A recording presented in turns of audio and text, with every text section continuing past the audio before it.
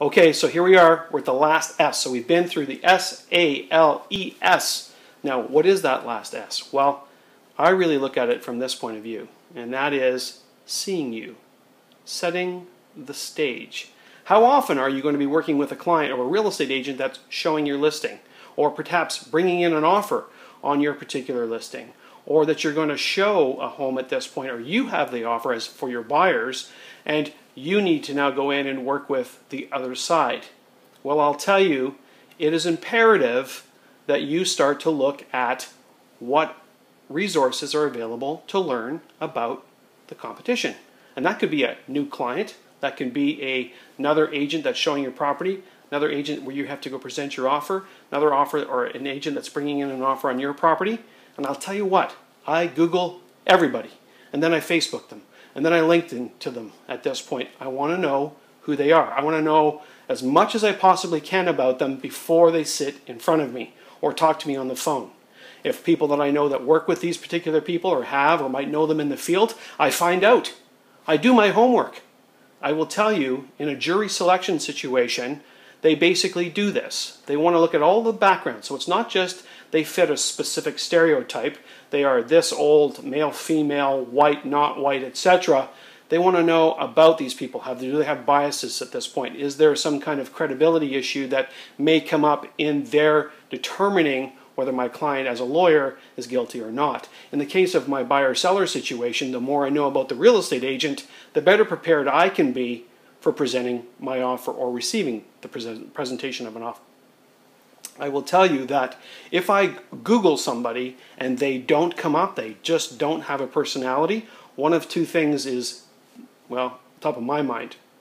One, they haven't been in real estate very long, or two, if they have, they're very antiquated in their ability to be seen. So I really look at the profile. Those agents at this point that have been in the business for plus 30 years that have no profile at this point, or just the company profile, I look at it and kind of go, you know, that tells me that the idea of technology may be very foreign to these people at this point, and it tells me how they process things. It also gives me an advantage at this point to understand how I'm going to use technology to work to my client's advantage, whether they be buyer or seller. If they're no profile and they're young, that tells me, or new in the business, not necessarily young by chronological age, that also tells me at this point that I also can use that to my advantage. So I will tell you that doing a search of who is going to be working with you and your clients, buyer, seller, etc., ahead of time will make a difference in your success at the table. I guarantee it.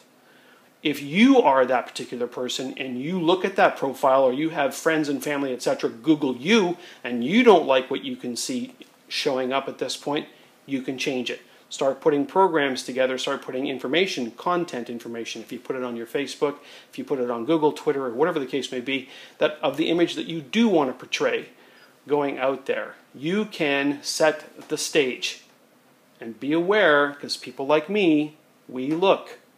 If I find somebody who's got a dynamic site, who seems to have, when I Google their name, several opportunities for information to pop up, etc., I like seeing that. I like seeing a LinkedIn account. I like seeing that there's a Twitter account. I like seeing that there's a Facebook account, because I get to see both sides. The working professional side and the relaxed, who the person is when they let their hair down. Well, so to speak. So what happens in this case is that we are dealing with people. It is a people business. So let's find out about the people. In many cases, I believe that everybody is working hard in this industry, buyers and sellers, and the realtors that represent them. So what happens in this case, I want an opportunity to start on a great foot forward with the person who I'm going to be working with across the table. And I really hope that's you one day.